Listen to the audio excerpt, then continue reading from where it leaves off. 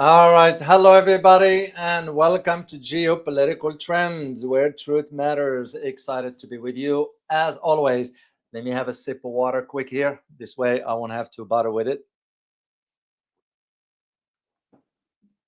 Anyway, very excited to be with you. I am going to be providing you my own analysis about the recent visit of the Saudi defense minister to Iran, which, by the way, it has been forever since a high-ranking official from Saudi Arabia visited Iran. So this is what I'm going to be dealing with you. And of course, all this falls within the context of what I talked about yesterday regarding the recent US-Iran nuclear talks that took place in Rome. And by the way, guys, just to let you know, the talks were held at the embassy of Oman in Rome.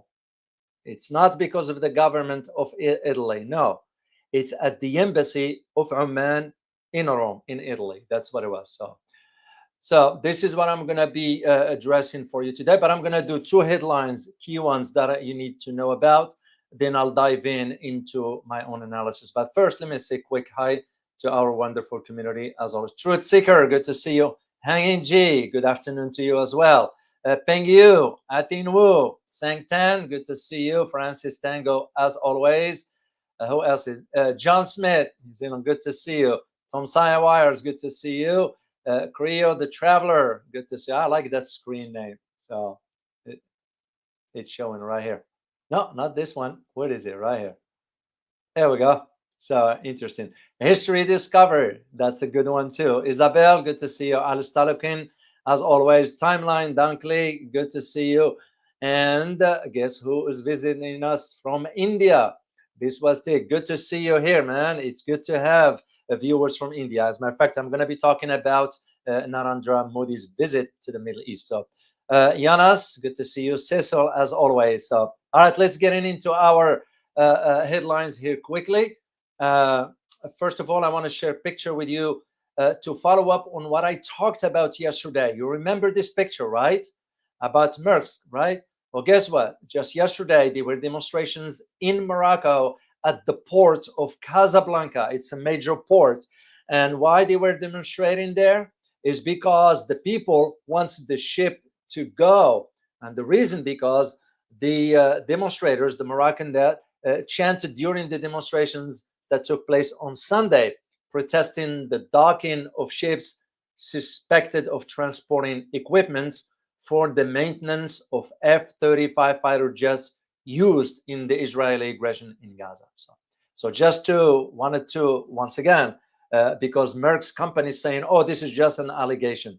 It is in the different parts of the world. So, second headline I want to share with you quickly here, and I'll move into my own discussion here. It has to do with the Prime Minister of India, Narendra Modi, who is currently in Saudi Arabia.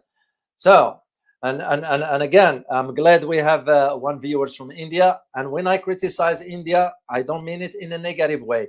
It's a positive, it's a constructive criticism. That is because it really sad to see that the Indian people, are suffering because of the few elites that controls the government, whatever. So, but again, it's their country; they can decide whatever. For me, I provide the objective facts, the analysis, and I'll let you decide. So, anyway, Prime Minister Narendra Modi is in Saudi Arabia. That is to begin his third visit to Saudis.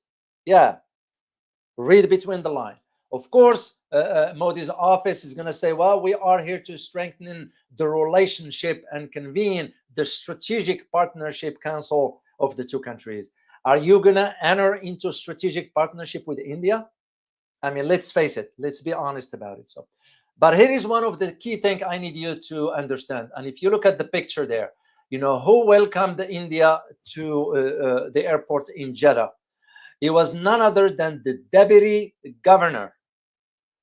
Now, that tells you again of the level of how India is perceived inside Saudi Arabia. And that is what to me was like an eye-opener as to the timing of it, why Mr. Modi is going there. But this comes on the heels of one particular key topic. which is I am going to be addressing. Probably we'll have to reach out to Mr. Jayant Bahandari and deal with this.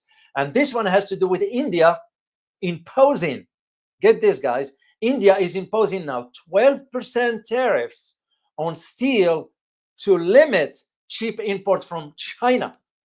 Basically, they put in the tariffs to get back at China. And yet I question why India wasn't able to retaliate against the US when we imposed tariffs on them. And it tells you, right, it tells you the story right there. To me, why India's playing both sides. I never trusted India as being part of the BRICS. And as a matter of fact, one of our avid supporter, Matt Backey, wrote in his on his account on Twitter, and because he follows me there, and I read it. He wrote, and I quote here: "When Dr. O called India untrustworthy for the past few years, now we can see why. And all this is just when the US VP, Vice President J.D. Vance, is visiting India with his family." Matt continues saying, "This is exactly what I have learned from your channel about 2 years ago when you had fintech specialists like Richard Turin, if I remember correctly, on your show. Just want to say, when it comes to analysis, you and your guests are about 2 years ahead of others. Most don't understand your analysis at that time, but a year or two later, when it becomes more of a general talking points of other analysts, then they all pretend that they had light bulb moments. Doc, you are on another level." End of quote. Thank you very much, Matt. And it's testimony to why I'm saying always, guys, if you really want to support the channel, here is your opportunity to subscribe, because this is exactly, if you like the videos, if you like the analysis that I am providing on all, the one thing you can do, don't be just a watcher, don't be just a viewer. Go ahead and subscribe and share the channel with others so they will have an opportunity to hear the truth like you do. So the choice is yours, and I'm very, very grateful for your support. So, all right, let's get into our analysis here. As to the visit of the Saudi defense minister, I have a picture for you guys right here. This is Prince Khaled bin Salman. Now, to those who might not know, he does have a little bit of background in the military, nothing substantial. You know, you attend schools here. He got some security certificate from Harvard, and you all know what it means, because the Saudi donates money to Harvard, by the way, just FYI. And he got another to continue his studies, master's level, but he didn't finish it at Georgetown. Georgetown University is in Washington, is the back door of the US government. So just to let you know. But as to the military training, he doesn't have much. He did some studies on avionics. He was part of the Air Force, but nothing major as far as to qualify him to be a defense minister. The reason he is in that position is because that's how the Saudi monarchy give the key possessions to the royal family members so they can keep control of the kingdom. And I am going to be providing you some excerpt from my book that I wrote about the Saudis, and we'll just go from there. So, in any event, he visited Saudi Arabia.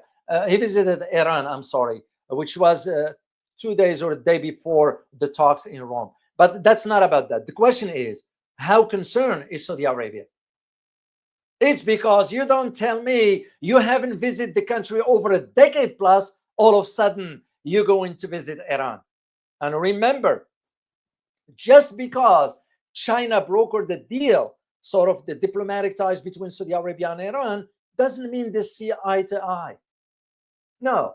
And this is what prompted me to consider what is the possibility of the visit for the defense minister. It's considered a high-ranking position in Saudi Arabia. So when you consider West Asia as a whole, the landscape, the geopolitical landscape there is shifting, and it's shifting rapidly. Saudis are losing that influence they once had back in the 70s and early 80s. And this is why when you see a surprising development that caught sort of the whole attention of the international observers, it's within this context when you're going to see the Saudi trip to Iran, because Iran has always been viewed by the Saudis as the arch enemy. Of course, we, the US government, have contributed to that because we always wanted to maintain the tensions between Saudi Arabia and Iran. I mean, if it weren't for China, the tensions will ever continue, because we always, as one who traveled on a formal capacity to Saudi Arabia when I was still working in Washington, it was always the argument that was made to the Saudi government: we need to provide you with weapons for the future to protect your security and safety and so forth. That was always the argument.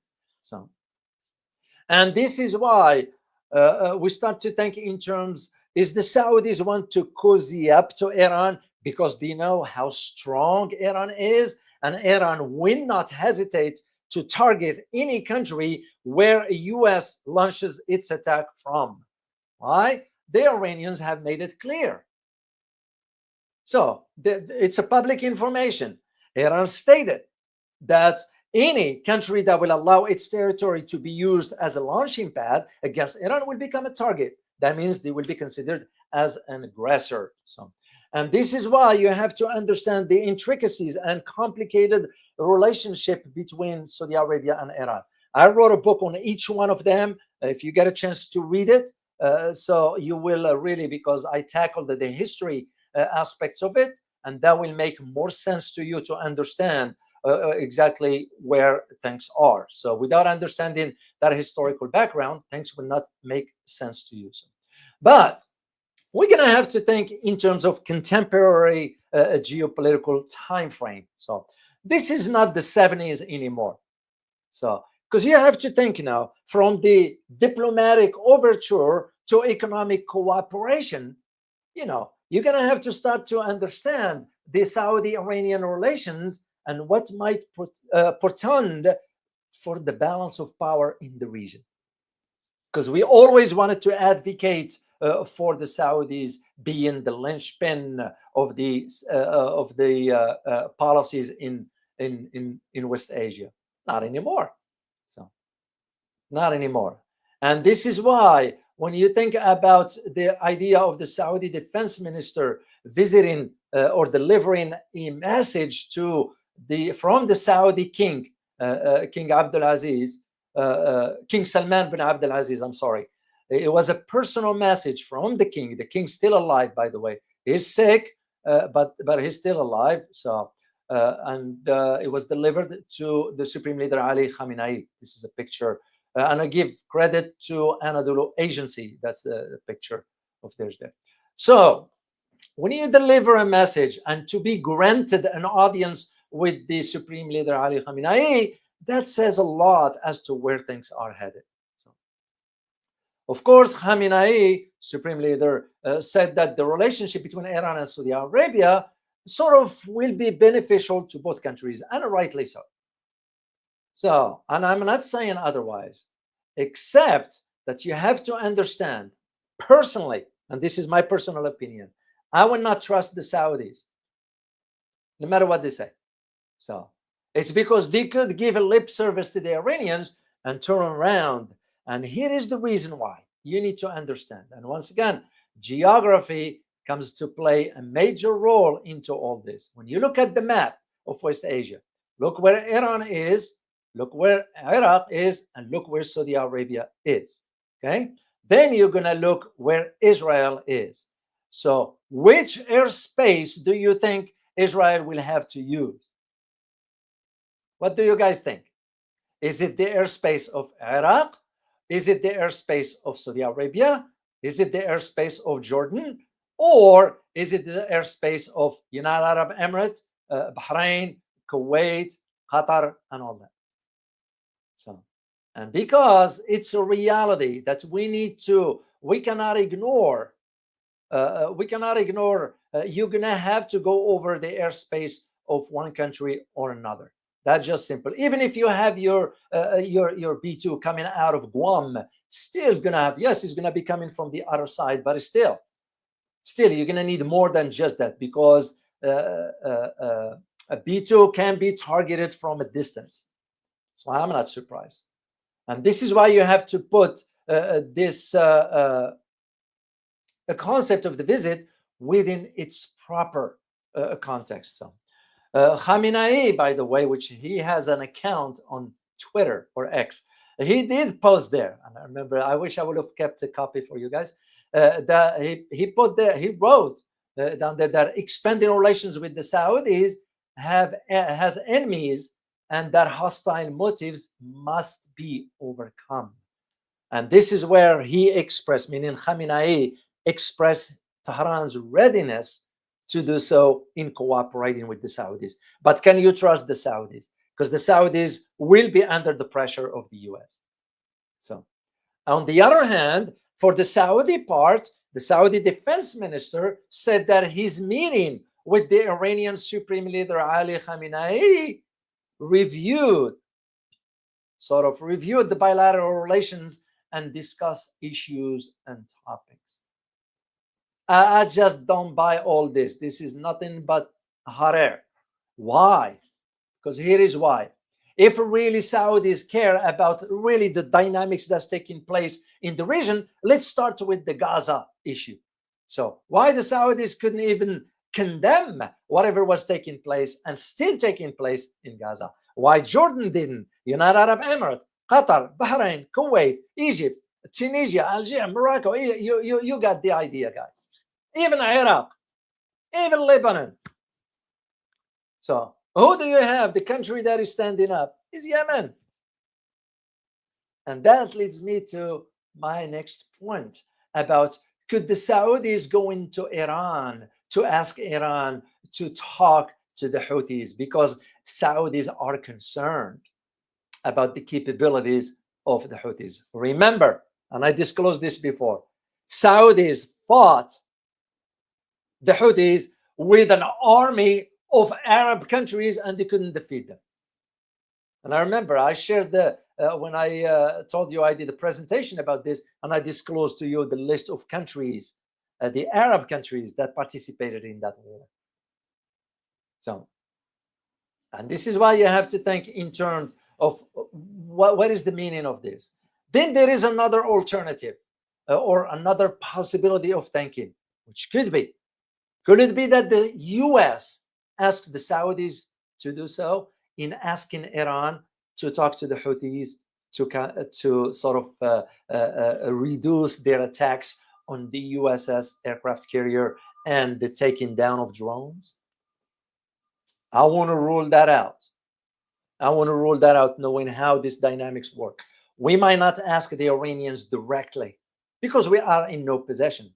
And second, you're going to have to consider that Iran does not control the Houthis. Yeah, no matter what you hear.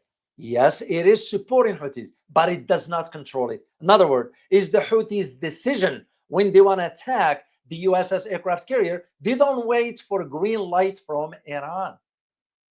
When they decide to take down the MQ-9, they don't ask for green light from Iran. They are independent. And so far, they proved it. This is why we have concerns about the targeting of the USS aircrafts. That's what the Houthis are able to do. Yeah, and we couldn't defeat them.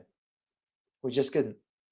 And that is where I'm leaning to more towards that aspect of, could the US behind closed doors asking Saudi Arabia to talk to Iran regarding this aspect. So, and of course, as you know, the visit which happened before, I usually do not like to jump on be the first to talk. This is one problem that I need you guys to be aware of when it comes down to YouTube.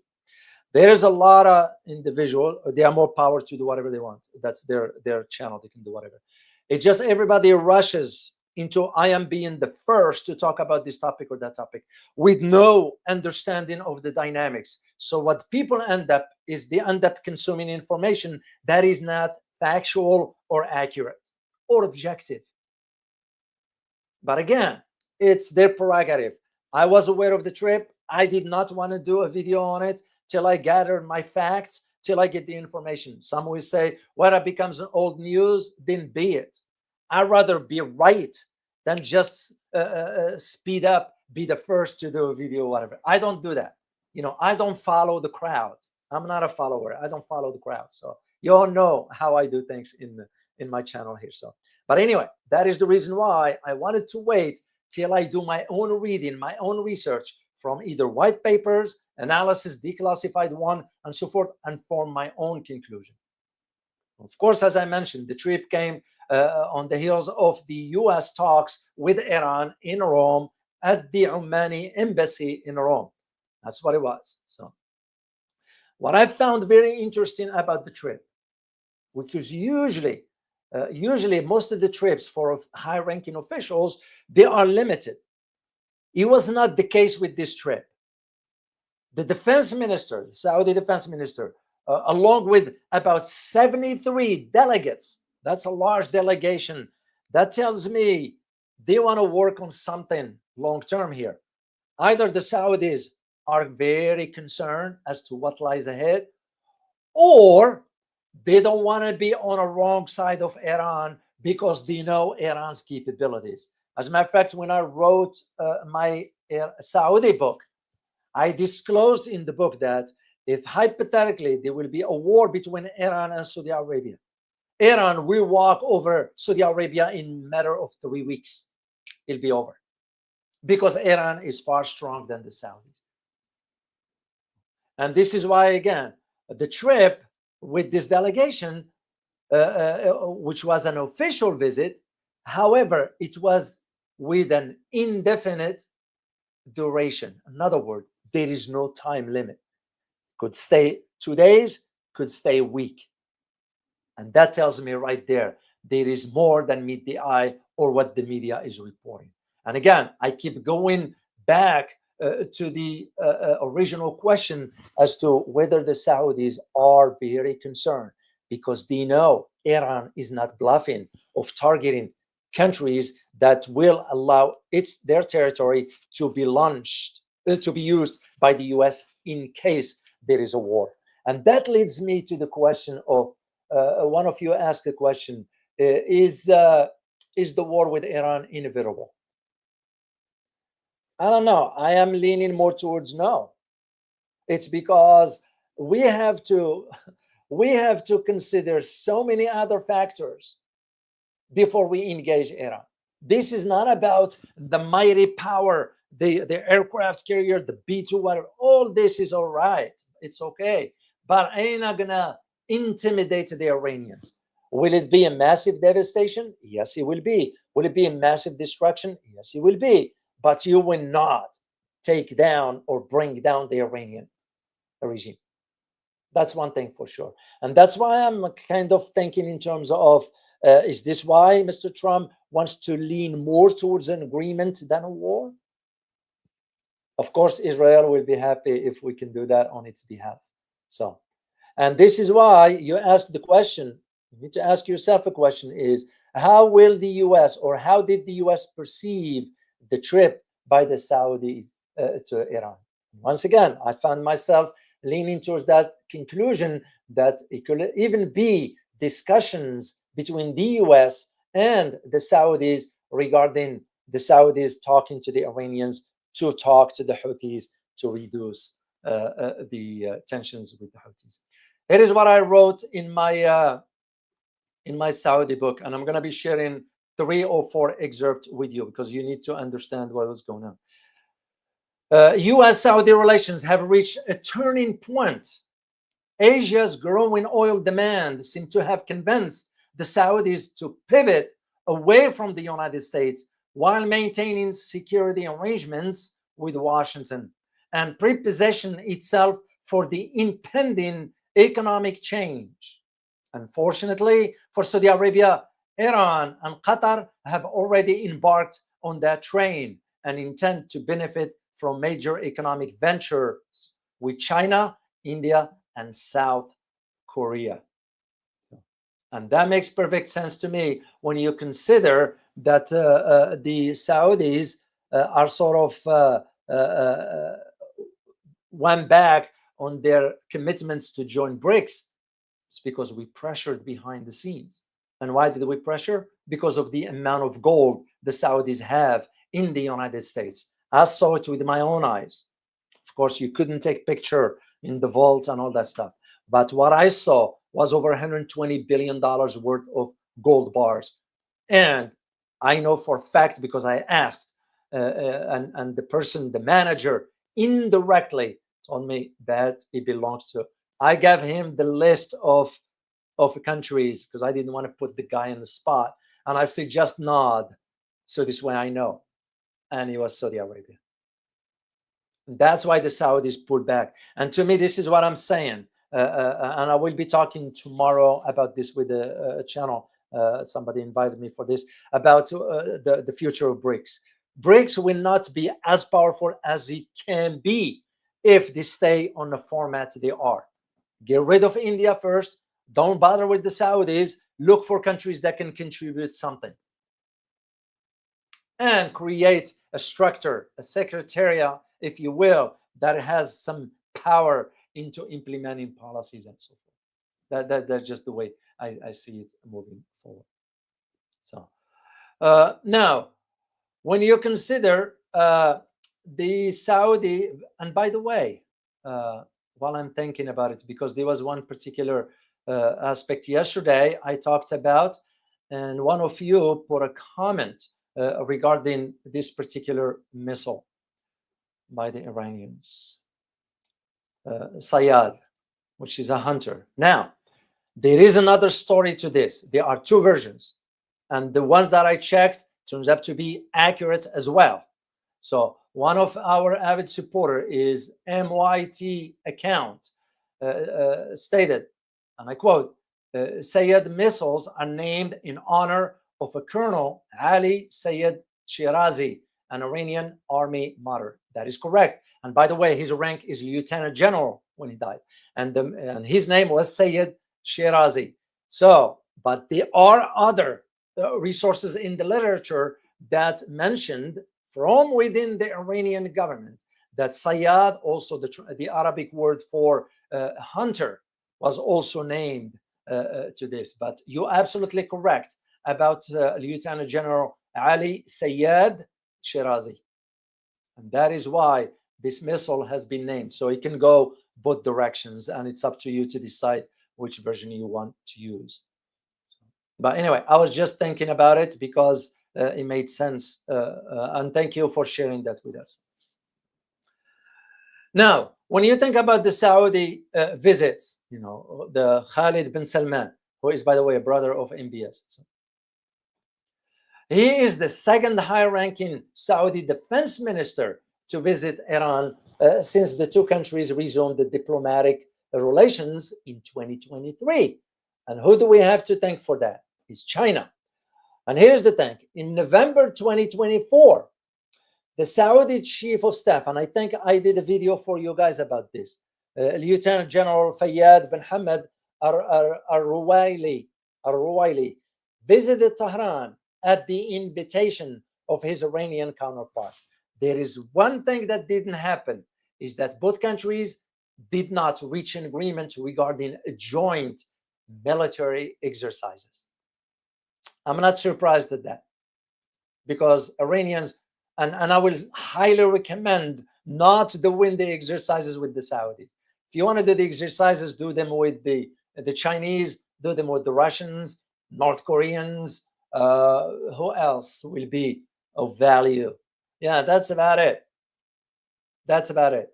With the Saudis, because you don't want to show what you have.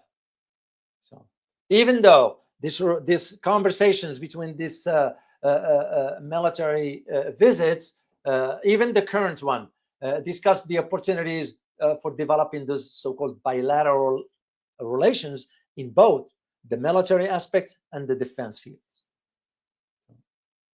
And once again, because I am still remember on the 2020, I used to follow this closely because not only I wrote the book, I did the research on those two countries, and you have to always keep up with the developments, you know. And because that's, once the relations diplomatic have been reestablished through China, it became more easier for the Saudis and the Iranian to talk. But that doesn't mean they see eye to eye. Remember, the U.S. military presence in Iran, in Saudi Arabia, you know, And of course, should there be a conflict with Iran, well, those territories going to be used. Do you think the Saudis will be able to tell the Americans no? You'll be mistaken. You'll be mistaken. So, and it is again where I believe that the trip in itself could also reflect that the Saudis wants to convey a message to Iranian that, hey, we are really neutral in this dispute between you, meaning Iran, and the United States and Israel. But again, will I buy that? No, that's me. I won't, because I sort of know exactly how the Saudi government operates. But suffice it to say that the Saudis wants to send the signals and a message, if I may use the term, that to Iran, that hey, we do not want to be some sort of a pathway or a conduit or any way towards an attack that might the US embark on. So, but again, how can you do that if you don't even have your own, or you don't make your own decisions per se? Because remember, the Saudis are saying, "Oh, we are supporting we are supporting the United States, Donald Trump's efforts to find a diplomatic solution to the nuclear crisis." Only a few years ago, Saudis were the first on the list to oppose any agreement between P5+1 and Iran regarding the GCPOA. There were two countries, Saudi Arabia and Israel. So when the Saudis said, yeah, we don't want a war, we don't want this, we don't want it, it's a diplomatic jargon. That's just a lip service. So, and here is where, for you, that this will make sense, is when Iranians disclosed that they have warned of threats to regional states if they allow their countries to be used to launch an attack on Iran. So, and I can think of two specific countries, Saudi Arabia and United Arab Emirates. Why? Because United Arab Emirates has relations, diplomatic relations with Israel. Saudis are talking with Israelis behind the scenes. I was aware of the private visit of the Prime Minister to Saudi Arabia. Yeah, Saudis had no clue. Saudis do not know. Citizens, they just, sad to say, with all due respect, but they're clueless as to what's going on. So because they're just a society that is very dependent on what the government says and does. That's usually how it is. So. But there is another element you have to think about. Could also the Saudis decide to go because they want to talk to Iran about the energy? Because remember, the source of the Saudi revenues is energy. Take oil out, the Saudis will become poor. Because what do they have?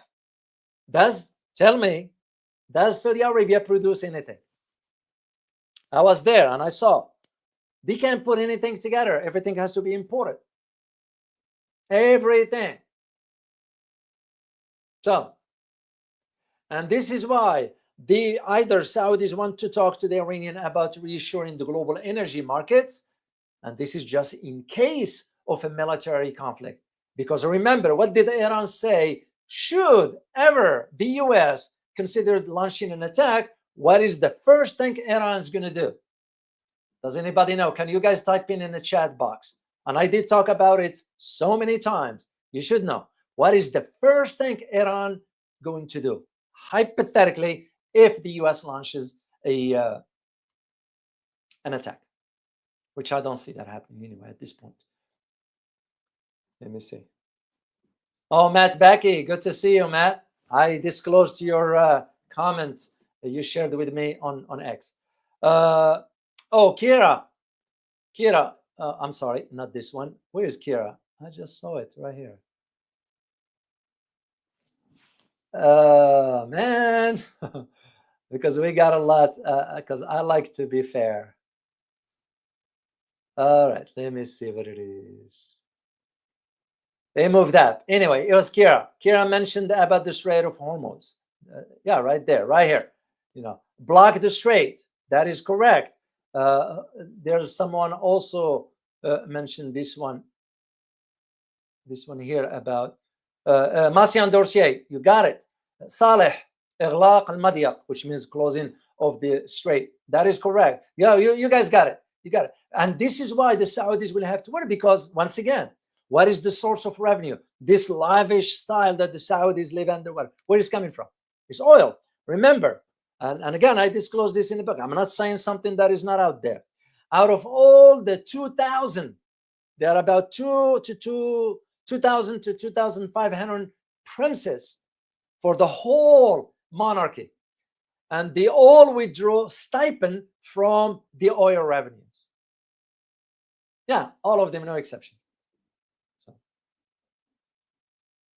and this is why, could it be that the Saudis want to sort of see what Iran is thinking? Oh, or telling the Iranians, oh, there will be no threat to the region's energy markets or oil fields. I don't think so. I don't think so. And again, when you think in the big picture as to where this is going, I mean, you have to think in terms of. Let me just share with you one slide that I did regarding a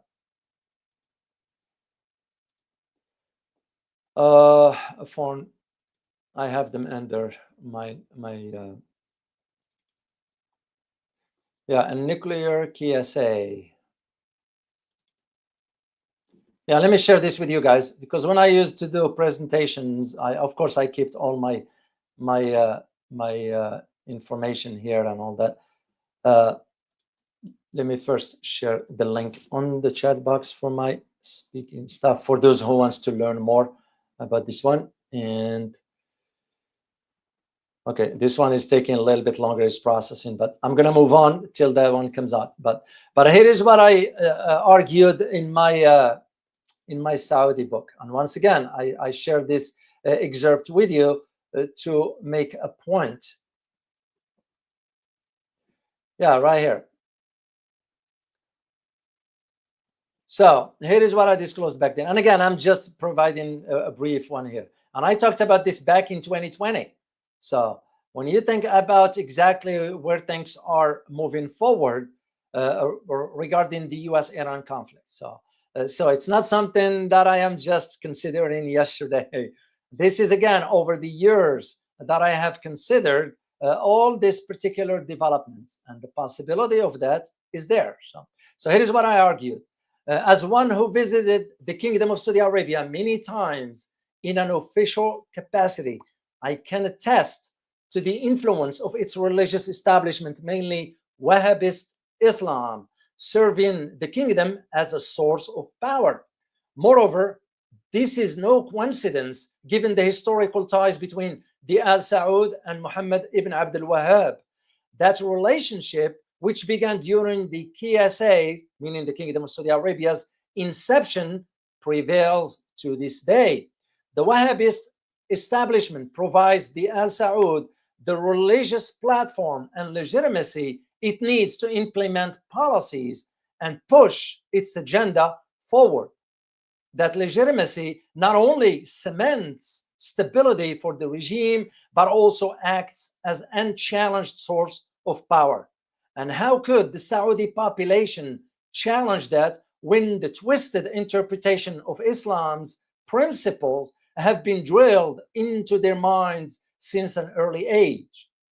How could the Saudi population challenge that when they have been told that the ruling monarchy exists to defend Islam? It is as though Al Saud have been given some divine authority to subjugate Muslims within and outside Saudi Arabia to the Wahhabist ideology. Those tactics suggest a lack of diversity of thoughts and ideas. I can understand the fear the Wahhabist establishment and the ruling Al Saud may have if they allow such the diversity. Doing so amounts to challenging the misconception about what Islam says versus what the Wahhabist clerics advocates. This is what I argued back then. And again, it's up to the Saudi people themselves to decide. Once again, I find myself moving back to the argument whether the Saudis visit is because they want Iran to play a role in preventing an escalation in Yemen. An escalation in Yemen can translate into targeting of the Saudi locations. It's because if the drone that the US might use might end up coming out of Saudi territory, Houthi is not going to hesitate, and rightly so. So, and this is why you will think about one of the goals of the Saudi defense minister trip is to seek Iran's help in preventing some sort of an escalation by the Houthis, because Houthis so far show no sign of backing down. And as a matter of fact, we are shocked and surprised by how many sorties we have conducted. We destroyed the civilian infrastructure, and yet the Houthis still standing. That just, to me, that's how it became. Because remember back in 2019, the repeat of the drone attacks on the Saudi Aramco facilities, which was attributed to whom? To the Houthis, because it remained a major concern. Even though at that time, and I wrote an article, I'm gonna put share the link with you if I get to it. Back then, when I used to write for the Huffington Post, here's a link for you guys. Just read it later on if you feel like it. Back then, it was the argument, okay, if the Houthis are able to target the oil fields, that's very problematic, very, very problematic. So, and because here is the thing, and this is the hard truth that most people do not know. When I say people, I'm referring to those in the Arab countries like Jordan, Egypt, and all that stuff. So here's the thing. Do you know that the recent strikes, US strikes in Yemen, sometimes it's been carried out with the full coordination of the Gulf allies? Yeah. That's why I can't trust them. I can't trust them no matter what they say, because the hypocrisy of the highest order. When you hear the leaders of whatever Arab or Muslim country, they just blowing hot air, no more, no less. They don't have the gut nor the determination. They don't even have the conviction to stand for something that is right. Why? Because the priority is in survival, maintaining power. Gone that era where you think about, and I'm not just blaming them, we have it right here. When the so-called, the incompetent politicians couldn't do the right thing for the sake of the constituents. You know the difference. Are you there to serve, or are you there for your own benefit? It's no different than Arab leaders, so-called Muslim leaders. That's pathetic. They're just using Islam like every other religion they use as a religion to justify whatever. So when you hear the Emir of Qatar or United Arab Emirates, we're going to have a meeting. There is right now a meeting taking place in Cairo about how to end violence in Gaza. How much can we hear about this? I mean, come on. And this is why the Saudis are very concerned. That's why I'm saying Saudis will play both sides. But the Saudis are very concerned that the fragile ceasefire that exists between the Houthis and the Saudis. This is why the Saudis are very nervous, because their infrastructure could be attacked. Why? Because the Saudis claimed back then that, the US Patriot defense missile system, whatever, was able to shut down. That was a lie. The missile landed on the Saudi territory, the Houthi missile that they launched. It was a lie. I confirmed it, and I wrote about it back then.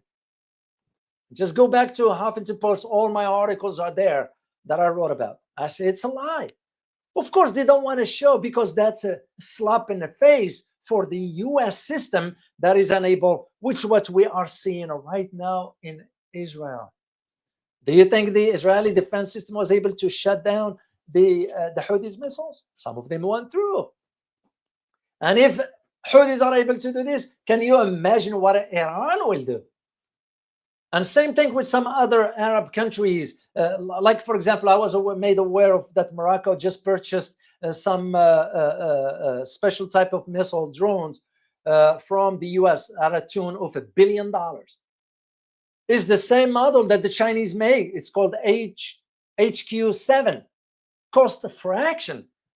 Let alone Morocco is not in a position to afford $1 billion weapons when the economy is sinking. Unemployment is going high. Same arguments I make about the Saudis. Buying weapons at the expense of the economy or the Saudi people. And this is why there are those apologists that argue, hey, there's nothing wrong with the US-Saudi relations. Those same apologists, say that everything is working in harmony, which doesn't make any sense. So, and this is why things should emerge from this everlasting relations, because every relations will come to an end at some point. So I agree. I'm not denying that the US-Saudi relations will survive for some time. I'm not saying, but sometime I'm referring to probably just the next decade. That's about it. The same thing with the status of America. I'll give it about a decade. But they will eventually, this relationship between the US and Saudi will eventually collapse. And that is not because Washington wants such an outcome. Rather, several issues will cause the collapse, the changing of the geopolitical landscape. And those issues including, in addition to that, is the Saudi Arabia's sort of demise from within. Specifically, when you look at the royal infighting, remember how MBS came to power now. He jumped from the end of the line all the way to the forefront. Do you think other princes are going to forget about that? I don't think so. So the royal infighting in itself will lead to factions based on bloodline. And that will undermine each other. So then you look at other countries like Iran, like Kazakhstan, like Russia, that sort of will be able to meet the demand of the global energy market in case things go sour for Saudi Arabia. So this is why Saudi society, particularly the young, will feel the loss of oil revenues. Yeah, eventually, and I argued this back then, and I still stand by my position, the Saudi population will wake up to the reality that the Al Saud monarchy has all along used religion to justify its monopoly on the country's resources, and of course, to fund its lavish lifestyle. Eventually, you have the marginalized, the minorities, the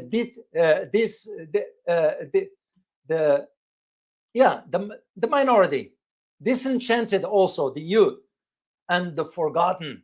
What they're going to end up doing? They might end up demonstrating in the streets. And this, because they will force the Saudi government to either meet their demand or face the consequences of a civil disobedience and a social unrest. This is why during the Arab Spring, you all remember, there were no demonstrations in Saudi Arabia. Do you know why? Saudis put about $10 billion, to my knowledge, to quiet down people. Demonstrations. That's what happens. And this is why you have to think, and I'm going to end here, guys, because that's all I have to share with you. This is why you have to think in terms of what the significance of a trip like this, let alone those were the sort of arch enemies. And yet all of a sudden, and the timing of it, I bet you Saudis are very scared and concerned because they know Iran is not bluffing. Because there is a major presence. When I was in in the Saudis. I remember I did some work for the Undersecretary of Defense for Intelligence at that time. You can look him up. His name is Dr. Michael Vickers. Yeah. By the way, he was the one who wrote 1,000 pages for his dissertation. So very smart guy. So, and I was involved in some of the work that, just to highlight to you the idea. So this is why the Saudis are very concerned, and it behooves them to take the trip to Iran. And you didn't see it the other way around, that the Iranians will visit. No. And I'm going to end this with really an interesting way I ended my Saudi book.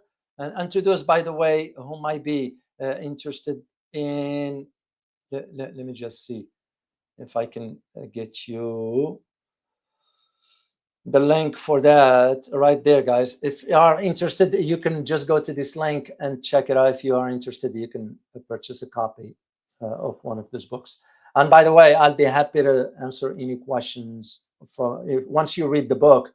And if I ever meet you, which I hope one day, I'll be happy to autograph it for you. So anyway, let me end this one here with this conclusion from my book, and that's it. Go from there. So here is what I wrote back then. The inevitable demise of the Kingdom of Saudi Arabia is not a fiction. It is an emerging reality that requires the undivided attention of diplomats, intelligence officers, foes, investors, weapon dealers, energy analysts, the Chinese, the fundamentalists, and the Shia. It requires the undivided attention of the Saudi commoner, who wonders whether his life has any meaning, of the Saudi citizen who questions why the Al Saud have to cater to his needs from cradle to grave, and of the Saudi citizen who realizes the deceit and the bravado shoved down his throat for so long, and now grasps the truth that it is not too late to act. My concluding thoughts is that when a hardliner Islamic entity ends up controlling Saudi Arabia, it will most likely distance itself from the United States in order to acquire some legitimacy in the eyes of the Saudis who want change. At that point, it will probably be time to drop the Saudi in Saudi Arabia. The Muslim world will wake up and say, good morning, Arabia. That's the way I see it.